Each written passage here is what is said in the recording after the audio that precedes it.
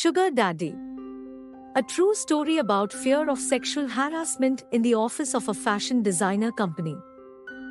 This is my story, when I lived in constant tension for months, fearing the sexual advance by my boss. I am Leena, a young woman from a humble family in India. The death of my father when I was just 22 left my mother, a homemaker, and my younger brother, who was only 16, dependent on me. I was in need of a job immediately to support them. Mama, I will go to Mumbai. Rani has said she will try for a job in her office. Mumbai is such a large city, and we don't have enough money to even rent a room for you there. Where you will stay? Why don't you try to find a job in our own town? Your papa was also working here in this town only. Mama, there is hardly any job in our town. Don't think I am not trying. But when there are no job advertisements, what do I apply for? Mumbai is a large city, and there are thousands of jobs. Mama, Rani's roommate has gone on holidays for a month. She will give me her bed. If I get a job, I will find another room and shift. Just pray to God that I get that job. Next week, as my train arrived in Mumbai, the smell of spicy street food and exhaust fumes hit me immediately. The sound of constant honking and chatter filled my ears, making me feel overwhelmed and anxious. As I stepped out of the station, the chaotic crowd of people bustling around me made my heart race faster.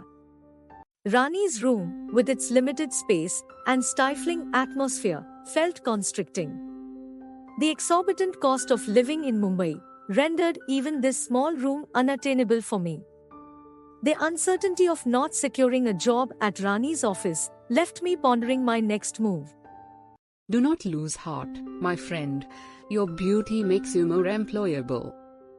Just talk like a smart person, which you already are, and show your willingness to do whatever work they give. You should not face any difficulty in getting this job. Rani's cunning grin made me uneasy. Why do I need my beauty to get work? Does she think my qualifications aren't enough for that? What kind of work is she suggesting? I desperately need money to provide for my family's basic needs. You are unnecessarily overthinking, Leena. Take some rest, and think of the interview tomorrow. Everything will be alright. Slowly, you will get used to the realities of life. Rani made her way to her office, while I prepared for my interview the following day. Exhausted from the tedious overnight train ride, I struggled to get some much-needed rest. The creaking of the bed and the humming of the air conditioning unit filled the quiet room. The faint scent of fresh linen mixed with the lingering aroma of the previous guest's perfume. Despite the comfortable surroundings, sleep eluded me, leaving me restless and anxious for the big day ahead. Rani said I'll get a job because of my looks. As her words lingered, I couldn't help but ponder what kind of employment she might be referring to. My intrigue deepened as I questioned the rationale behind their peculiar name, Sexy Accessories. Restlessness plagued me as I attempted to find solace in sleep, yet my mind was relentlessly haunted by thoughts of a movie called Bombshell. This film depicted the distressing reality of female employees at Fox News, selected primarily for their physical allure, only to be coerced into compromising situations with the CEO. The fact that this narrative was based on true events weighed heavily on me. If such horrifying incidents could occur within a prestigious organization like Fox News, I couldn't help but wonder about the potential depths of darkness that could exist within a company situated in Mumbai. My mobile rang. It was my mama on phone. Is everything all right, my child? How was your journey? Mama. I am fine, Mama. But you sound miserable. How is Rocky? Your brother is all right, Leena. He has gone out looking for part-time work. But you didn't call after arriving in Mumbai. I felt impatient. Your overnight train journey must have been exhausting. Did you get some sleep? How is Rani? When is your interview? Tomorrow? Mama. Yes, Mama. Interview is tomorrow.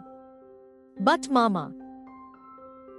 But Mama, I don't understand what type of company Rani is working. She said they prefer to recruit beautiful girls. And do you know what is the name of the company? Sexy Designers.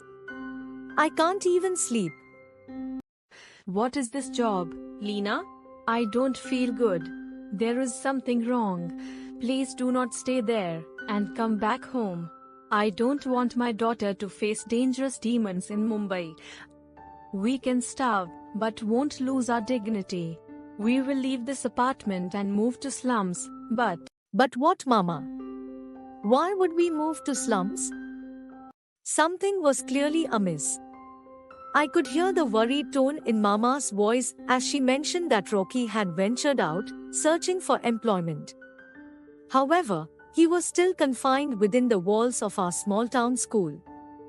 Who would be willing to offer him a job in such a close-knit community like ours? Moreover, what would become of his academic pursuits? As these thoughts swirled in my mind, the weight of the word slum struck me, leaving me stunned and disheartened. the bank has given final notice. If we don't pay up the installments within a month, we have to vacate this apartment. This was your dad's dream, to own our own house. But do not worry, my child. Rocky will find something. I was acutely aware that this two-bedroom apartment was my dad's lifelong dream. If I fail to secure a job, that dream will vanish like a wisp of smoke. The alternative, the slums, are not without their costs either. There, people are forced to pay rent to intimidating individuals who possess a vice-like grip on these so-called houses. I've witnessed, through a gripping TV documentary, the torment these tenants endure, the relentless harassment, and the coercive demands placed upon young girls who are left with no choice but to surrender to their will.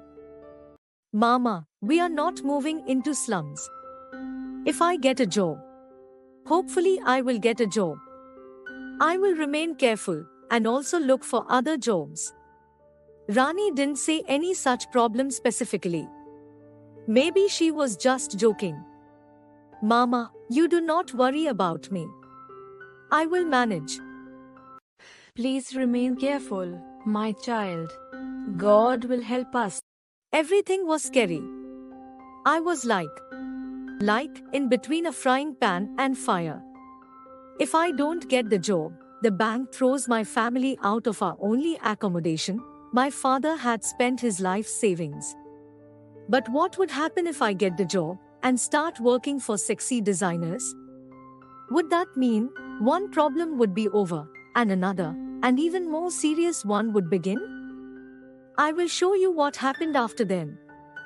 If you loved the story so far, please subscribe and press the bell button so that I can inform you when the next episode comes.